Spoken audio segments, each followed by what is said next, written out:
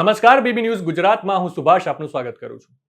પુણેમાં પાર્ક કરેલી બસમાં 26 વર્ષીય મહિલા પર બળાત્કારના આરોપીની ગુરુવારે મોડી રાત્રે મહારાષ્ટ્રના શિરૂરથી ધરપકડ કરવામાં આવી હતી. ક્રાઇમ બ્રાન્ચ પુણેના ડીસીપી નિખિલ પિંગળે જણાવ્યું હતું કે આરોપીને બપોરે 1:30 વાગ્યે ગામના શેરડીના ખેતરમાંથી ધરપકડ કરવામાં આવી હતી. ડીસીપી પિંગળે જણાવ્યું કે ધરપકડની સમગ્ર પ્રક્રિયા દરમિયાન ગામના લોકો અમારી સાથે જોડાયેલા હતા. ગ્રામજનોએ આરોપીને ઓળખી લીધો અને પોલીસને જાણ કરી અને પકડવામાં પણ મદદ કરી. આરોપીને વધુ તપાસ માટે પુણે મોકલવામાં આવ્યો છે. આરોપી દત્તાત્રેય રામદાસ ગાડે 25 ફેબ્રુઆરીના રોજ સરકારી સ્વારગેટ ડેપોમાં આ ગુનો કર્યો હતો. તેના પર ₹1 લાખનું ઇનામ હતું. આ ઘટના બાદ મહારાષ્ટ્રના પરિવહન મંત્રી પ્રતાપ સરનાઈકે સહાયક પરિવહન અધિક્ષક અને બસ ડેપો મેનેજર સામે વિભાગીય તપાસનો આદેશ આપ્યો છે. તેમણે કહ્યું કે જો દોષિત ઠરશે તો તેમને પણ સસ્પેન્ડ કરવામાં આવશે. તેમણે બસ ડેપોમાં તૈનાત જૂના સુરક્ષા કર્મચારીઓને દૂર કરવાનો પણ નિર્દેશ આપ્યો છે. પુણે શહેર પોલીસે જણાવ્યું હતું કે ક્રાઇમ બ્રાન્ચ યુનિટની 8 ટીમો અને સ્વારગેટ પોલીસ સ્ટેશનની 5 ટીમો આરોપીઓને શોધી રહી છે. જિલ્લાની બહાર પણ ટીમો મોકલવામાં આવી છે. રાજ્ય મહિલા આયોગના અધ્યક્ષ રૂપાલી ચંકાકરે કહ્યું કે આ ઘટના ખૂબ જ દુર્ભાગ્યપૂર્ણ છે.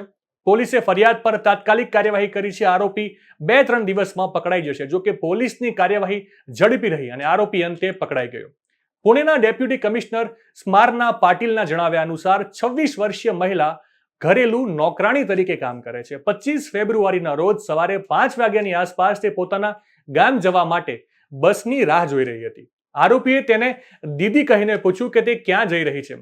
પીડિતાએ કહ્યું કે મારે મારા ગામ જવું છે. આ પછી તેણે તેને કહ્યું કે તમારી બસ બીજી જગ્યાએ પાર્ક કરેલી છે, હું તમને મૂકી જાઉં. પીડિતાએ કહ્યું ના, તે અહીં જ આવે છે. તેથી આરોપીએ કહ્યું કે હું 10 વર્ષથી અહીં છું, હું તમને મૂકી જાઉં છું. મહિલા સંમત થઈ અને તેની સાથે બસ પાર્કિંગ એરિયા તરફ ગઈ.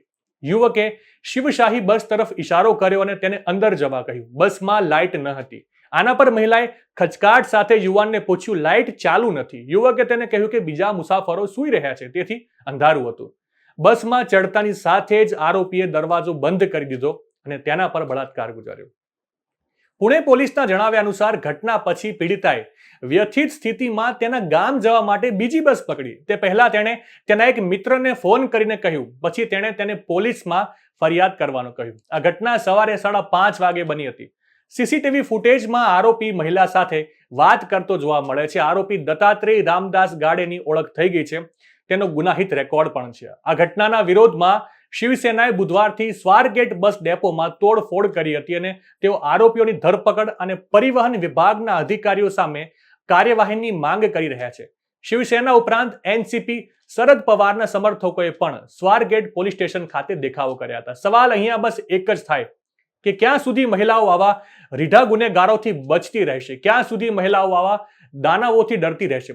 તો જવાબ છે કે જ્યાં સુધી મહિલા પોતાની સુરક્ષા કરવા લાયક સક્ષમ નહીં બને ત્યાં સુધી. કેમ કે પોલીસ ગુનેગારને પકડી જેલ ભેગો કરશે, નેતા પોતાના રાજકીય રોટલા શેકી લેશે, પણ એ યુવતીનું જીવન નર્ક થઈ જશે. એટલા માટે દરેક મહિલાને, બેન દીકરીને વિનંતી કે સુરક્ષાના સવાલ પર કોઈ સમાધાન નહીં. નવા સમાચાર, નવી અપડેટ સાથે ફરી મળીશું. ત્યાં સુધી મને રજા આપશો. નમસ્કાર.